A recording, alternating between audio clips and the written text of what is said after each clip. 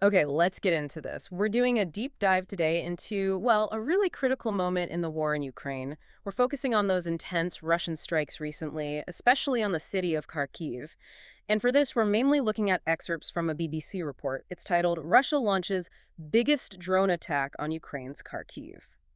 So our mission here is to really unpack what's in that report, the key details, the reasons given for these actions, and some of the, surprising complexities it touches on, just trying to get you a clear picture of what's going on. Yeah, and what's interesting about this source is it doesn't just list the attacks. It gives Russia's stated context. And it even brings up this whole other issue, this separate development, which kind of highlights how difficult things are even on basic humanitarian stuff. Exactly. And you really have to start with the immediate impact because, the human cost is just right there. The report zeroes in on this massive attack on Kharkiv.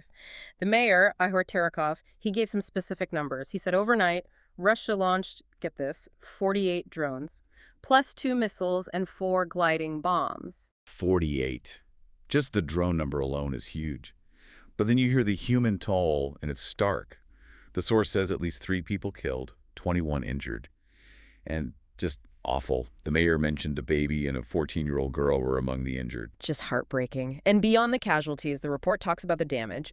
18 apartment buildings hit, 13 other homes. And bringing the governor, Ola Senihubov, he added another piece, a civilian industrial facility attacked. He mentioned 40 drones, 1 missile, 4 bombs hitting that, and the grim possibility of people still under the rubble there, the mayor calling it open terror, really seems to capture it based on the report. Right, and it wasn't just Kharkiv, was it? The report makes it clear this was part of a prep picture. It came right after this huge wave of drones and missiles across Ukraine the Thursday night before. Yeah, that earlier wave, the report says, killed 6 people, injured 80 across the country. Right. We're talking over 400 drones and nearly 40 missiles in that attack. Plus, separate attacks down in Kherson, southern Ukraine. Local authorities there reported 2 people killed. So it's been intense, widespread. And how are Ukrainian officials responding, according to the source? Well, the foreign minister, Andrei Sybiha, was quoted urging allies for more support, called for increased pressure, more steps to strengthen Ukraine. And President Zelensky's take in the report is basically that Putin is trying to buy himself time to keep waging the war. He stressed that pressure must be applied to make it stop. The source also notes, that Kharkiv is right near the border, making it especially vulnerable, constant strikes. Okay, so that's the immediate picture. The attacks, the damage, the human cost, brutal. But the report also gives Moscow's side their stated reason for these specific strikes. Right. Russia's explanation, as laid out in the BBC piece, was that it was a response to, quote, terrorist attacks by the Kyiv regime. And they pointed specifically to Ukraine's surprise raids on Russian air bases the Sunday before. Ah, yes, the Operation Spider's Web attacks mentioned in the source. Ukraine's security service, the SBU, they claimed quite a big success with that. Said at least 40 Russian aircraft were hit at 4 different air bases, deep inside Russia. And this is where the report gets into some really, fascinating operational details. The how. Ukraine apparently claims they used 117 drones. But first, they had to be smuggled into Russia. Smuggled, that really jumps out. How did they manage that, according to the report? It says they were put inside these wooden cabins on the back of lorries, trucks, hidden under roofs that could be opened remotely. Detachable roofs. Wow. So these lorries. Yeah, the report suggests the lorries were driven near the air bases, apparently by drivers who had no idea what they were carrying. And then once they were close enough, the drones were just launched remotely. It's quite the method described. It really is. Shows a different kind of approach, doesn't it? Yeah. The report even throws in a comment from U.S. President Donald Trump. He's quoted saying the Ukrainians basically gave Putin a reason to go in and bomb the hell out of them last night. Oh.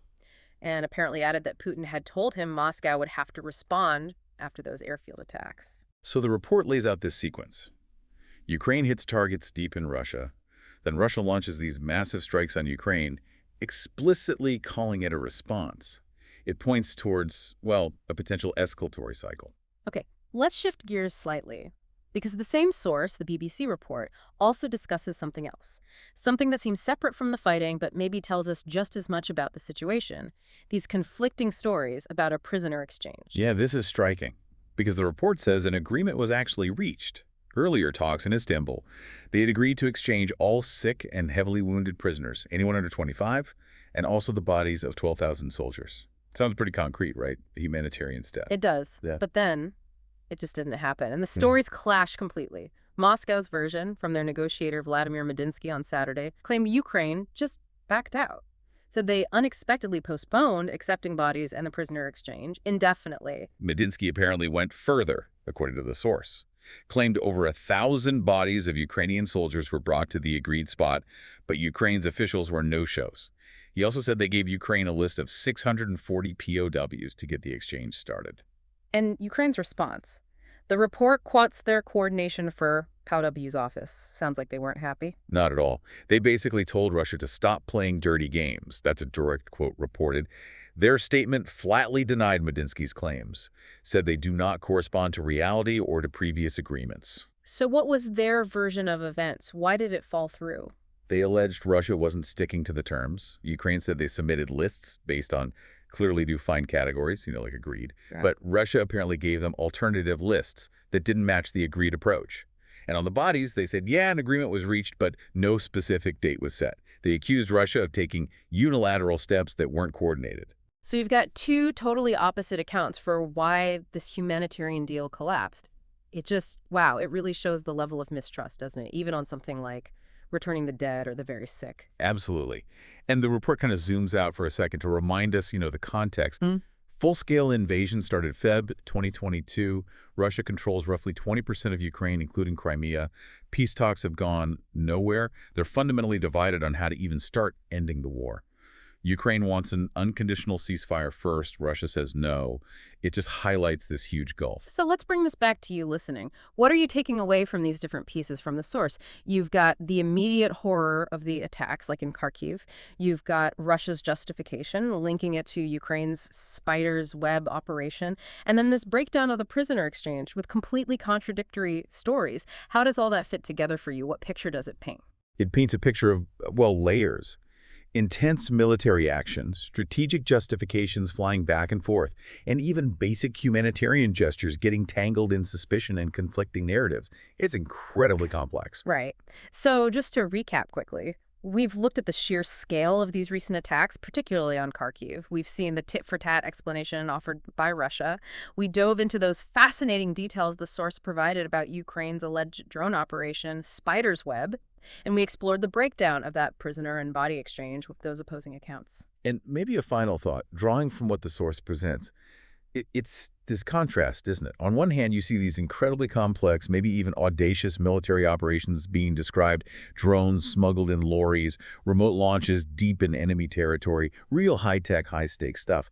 But then on the other hand, you see attempts at the most basic human agreements, exchanging sick prisoners, returning bodies just completely falling apart amidst blame and mistrust. That contrast is stark. So maybe the thought to leave you with is this. What does that tell us? When you have this reality where sophisticated warfare happens right alongside the collapse of simple humanitarian efforts, what does that suggest about the path forward? Or maybe the lack of one in this war? Something to think about.